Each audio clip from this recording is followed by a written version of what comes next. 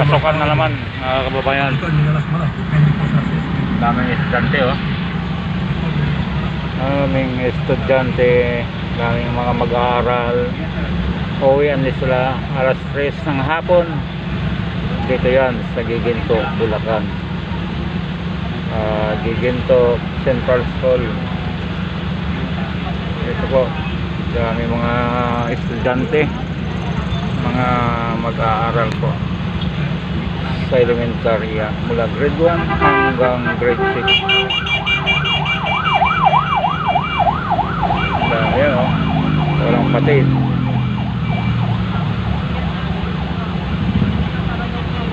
Mga estudyante na pinagdaanan ko rin nung ako'y kabataan, nung ako'y elementary, mula grade 6.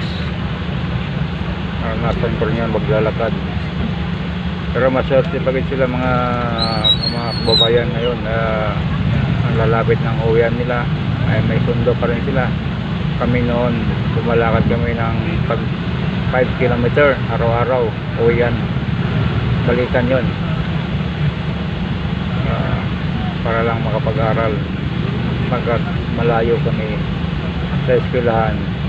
Hindi katulad ngayon na marami ng mga eskwelahan sa barangay-barangay. Hindi katulad sa amin sa probinsya noon,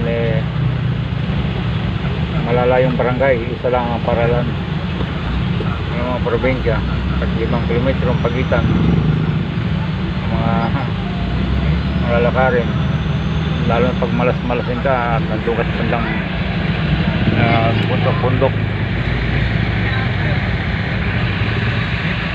Ayun, oh, ang daming estudyante, oh. Daming naglalakad,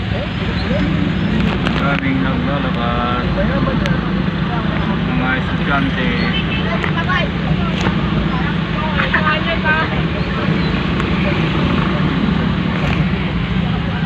Mga estudyante doon, may clearance pa mundo. Daan ang buwan, ilang daan kayang buwan to.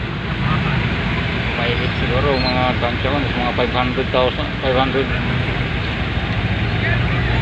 mga estudyante.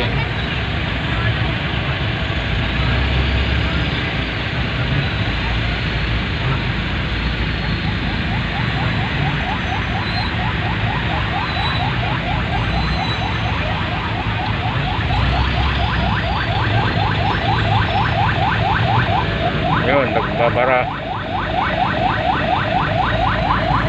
Nabarahan yung ambulansya, oh. May maniobra. Ito ang ambulans.